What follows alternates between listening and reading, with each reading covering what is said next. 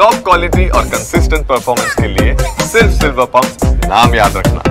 ಇನ್ನು ಸುಪ್ರೀಂ ಕೋರ್ಟ್ನಲ್ಲಿ ದರ್ಶನ್ ಬೇಲ್ ಭವಿಷ್ಯ ಇವತ್ತು ತೀರ್ಮಾನ ಆಗುತ್ತೆ. ಯಾಕಂದರೆ ಸರ್ಕಾರ ಇದಕ್ಕೆ ಸಂಬಂಧಪಟ್ಟಂಗೆ ಸುಪ್ರೀಂ ಕೋರ್ಟ್ನ ತನಕ ಹೋಗಿರುವಂಥದ್ದು. ದರ್ಶನ್ ಜಾಮೀನು ರದ್ದು ಕೋರಿ ರಾಜ್ಯ ಸರ್ಕಾರ ಅರ್ಜಿ ಸಲ್ಲಿಸಿತ್ತು. ಅದಕ್ಕೆ ಸಂಬಂಧಪಟ್ಟಂಗೆ ಇವತ್ತು ವಿಚಾರಣೆ ಬರುತ್ತೆ. ದರ್ಶನ್ ಸೇರಿದಂತೆ 7 ಆರೋಪಿಗಳು ಜಾಮೀನು ರದ್ದಿಗೆ ಈಗಾಗಲೇ ಮನವಿ ಮಾಡಿಕೊಳ್ಳಲಾಗಿದೆ. ಕೊಲೆ ಕೇಸ್ನಲ್ಲಿ 17 ಆರೋಪಿಗಳಿಗೆ ಹೈಕೋರ್ಟ್ ಜಾಮೀನನ್ನು ಕೊಟ್ಟಿತ್ತು. ಕೆಲ ಆರೋಪಿಗಳ ವಿಚಾರಕ್ಕೆ ಸಂಬಂಧಪಟ್ಟಂಗೆ ಆ ಜಾಮೀನನ್ನು ರದ್ದುಗೊಳಿಸಬೇಕು ಅಂತ ರಾಜ್ಯ ಸರ್ಕಾರ ಸುಪ್ರೀಂ ಕೋರ್ಟ್ ಮೊರೆ ಹೋಗಿತ್ತು. ಡಿಸೆಂಬರ್ 24ರಲ್ಲಿ ನಡೆದಂಥ ಘಟನೆ ಇದು. ಅದಾದ ಮೇಲಿನ ಮುಜುಗರಗಳನ್ನು ನಾವು ನೋಡಿದ್ವಿ.